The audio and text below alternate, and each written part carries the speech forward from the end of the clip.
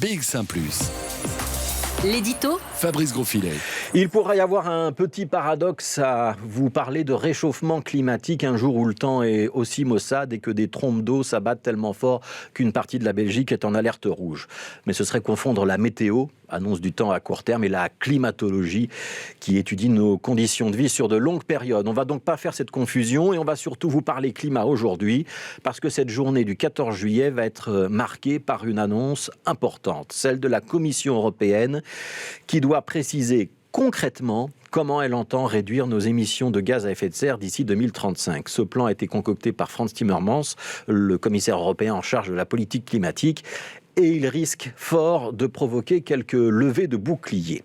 Fit for 55, en français la route vers 55, comme 55% de réduction des gaz à effet de serre, va donc se décliner en 12 plans distincts, avec quelques mesures phares qui ne manqueront pas d'attirer l'attention. La fin des voitures à moteur thermique, par exemple, essence ou diesel. Une taxe sur le kérosène des avions. L'extension du système de droits de polluer à toute une série d'activités qui n'étaient pas concernées jusqu'à présent, comme par exemple le secteur du bâtiment.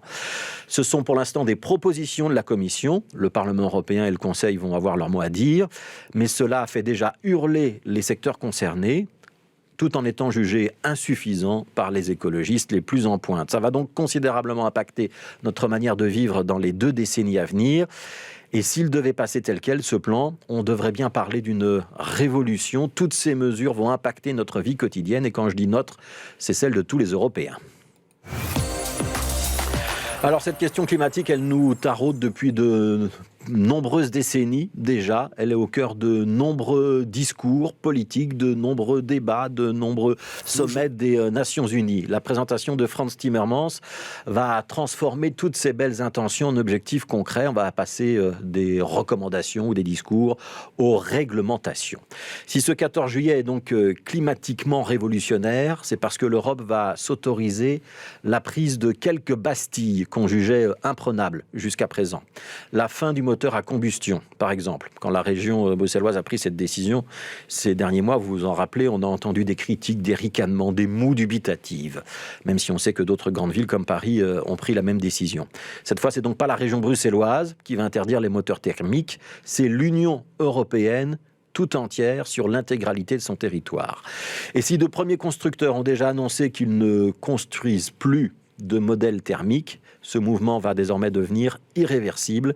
Il va s'accélérer et s'imposer à tous les constructeurs. Autre mesure phare de ce plan de Frans Timmermans, une taxe sur le kérosène, ce carburant qui est utilisé par les compagnies aériennes et qui va donc devenir plus cher à toute l'utilisation. Ça veut dire que les billets d'avion vont devenir aussi plus onéreux.